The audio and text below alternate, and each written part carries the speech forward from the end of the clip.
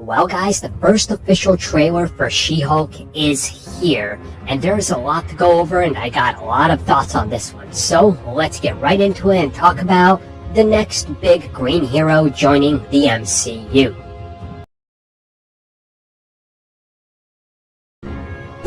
So it was just a couple of days ago that we heard about the leaked release date, which this trailer obviously confirmed, and it is set for mid-August, which I think is awesome. It's rather soon compared to what we heard, so this should be pretty awesome. Now again, we don't have a confirmation of how many episodes, they never mention it in this, but the rumor is still 10 episodes, which should be awesome. Now of course, let's get into the content at hand here. So obviously She-Hulk is the star of the show. People are obviously going to get mad at this because Hulk isn't the star of it. He's a supporting role, and we do see a good amount of Hulk in this, obviously, but this is first and foremost Jen's story. This trailer very much leans into her everyday life, her job, her relationships, and of course, being a superhero and being She-Hulk. The awkwardness that comes with it, the superhero antics and everything. And obviously in the trailer, we see a good amount of what I can only describe as Marvel comedy. If you know what I'm talking about, you already know and you're in.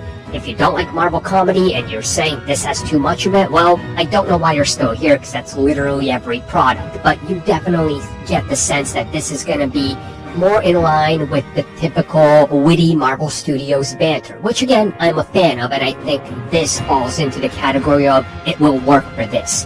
Now, one thing I will say that's just slightly off in this is obviously the special effects, because again, you know She-Hulk isn't real. You know the Hulk isn't real.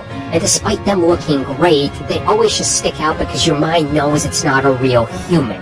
It's not like when you see an Iron Man suit. That, we have suits in real life that can easily be recreated. You can't have something like the Hulk in real life. It just doesn't exist. So, it does have that little uncanny valley awkwardness in some scenes, but other scenes where it's lit very well, it looks absolutely amazing. And again, they got a couple months to go over it and refine it, which obviously they do. We compared trailers and first looks to their final product, and you see it look better. And I also think there's something to be said about the way that their skin tones are.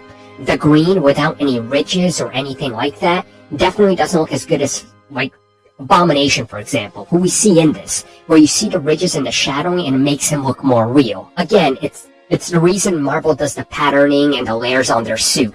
It just makes it look more real. So again, I can excuse that. I like what they're going for with the story here, though. You see the everyday life, you see her unsure about her place in everything, her job, her relationships, everything like that, and they lean into that heavily, which again, that's a core aspect of She-Hulk as a whole, and I really cannot wait to see how this dynamic plays out in terms of all of her relationships with Bruce, her love life, and with other heroes, because in this we get the sense that there's going to be quite a few heroes and villains that appear in this. I absolutely adored it.